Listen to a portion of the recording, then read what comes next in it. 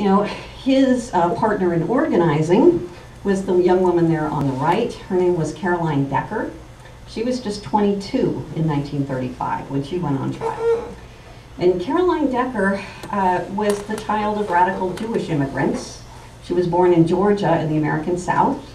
And by the time she was 17, she was a full-time labor organizer. She, when she came out to California at age 20, she had already spent years in the toughest kind of labor organizing. She organized mine workers in Harlan County, Kentucky, which was known as Bloody Harlan. And she had been physically beaten up, physically assaulted many times, as had Pat Chambers, as had they all. It was a very dangerous occupation.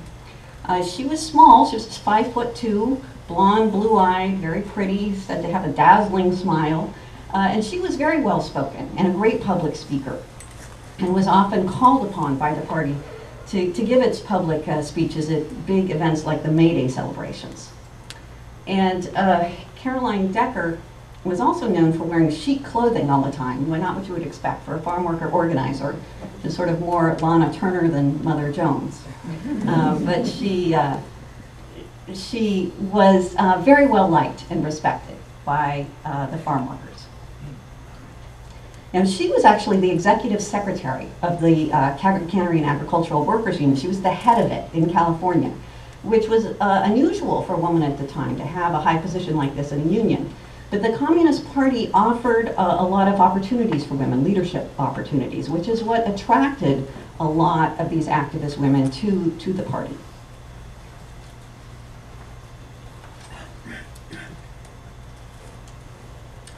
All right, so those are the characters, that's the background, and now let's get to the lead up to the trial. And we have to begin our story with the great agricultural strikes of 1933. The biggest farm workers' strike in U.S. history occurred in California in 1933, when tens of thousands of California farm workers, encouraged by the Cannery and Agricultural Workers Union organizers, walked out of the fields, walked off the jobs, and refused to pick crops. This is a picture from the Great Cotton Strike of 1933. They were demanding a raise in pay from 10 cents an hour to 25 cents an hour. They also wanted recognition of their union by the growers, and they wanted to be paid in cash instead of company scrip. And here you can see in the picture, these are workers who have come out of the fields, and they're yelling at strike breakers who are picking the crops. Now, 65% of California's crops were not picked, were left to rot in the fields because of this great strike. And the growers met the strike with a lot of violence. Increasingly, there were vigilantes who attacked the picketers as well as the union organizers. Pat Chambers had his jaw broken in an alleged negotiating session with the growers. And in the town of Pixley, which is in Tulare County, this violence turned lethal when the strikers were having a meeting and a caravan of vigilantes drove up, and a bunch of vigilantes jumped out of the cars and started shooting at the strikers, and 2 people were killed. 2 of the strikers were killed, and another worker was killed in Arvin the same day. Now, those murders attracted the attention of the nation to this agricultural strike, and federal mediators came into the Central Valley to force the growers into a mediated, arbitrated settlement. Franklin Roosevelt's New Deal had just come into Washington, D.C., and the New Dealers were concerned about the murders in the fields, and they did want to force the growers to raise wages. And so in the end, the growers did agree to raise wages. They did agree to pay the workers in cash instead of scrip, although they did not agree to recognize the Communist Union. Right, so there was to some degree a victory for the workers in this strike that was assisted by federal mediators. In general, though, the New Deal did desperately little for farm workers, because the main pieces of the New Deal, the National Labor Relations Act, for example, the Social Security Act, deliberately excluded farm workers.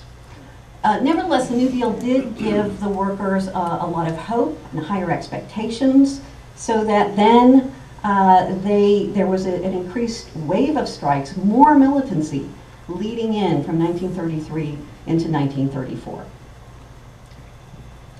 Well, for Chambers and Decker and the other union organizers, however, they began to feel that the situation was very, very dangerous for them in late 1933, after the end of this great agricultural strike of 1933. And so they were getting death threats and decided that they needed to go hide out and wait for the situation to cool down. And so the leaders of this union then fled to the coast and took refuge in the homes, in the attics and the cellars of leftist and liberal sympathizers in the Monterey, Salinas, and Carmel area. And that was when they met this man.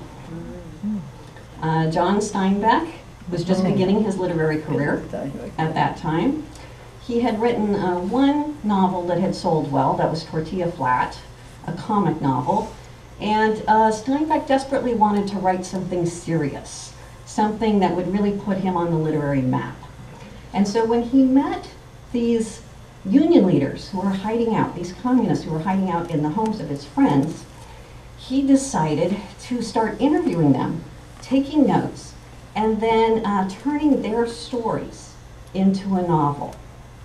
And that's what he began to do. He interviewed several of the union organizers, including Pat Chambers, and started composing a novel about what they told him, what they had experienced in the field.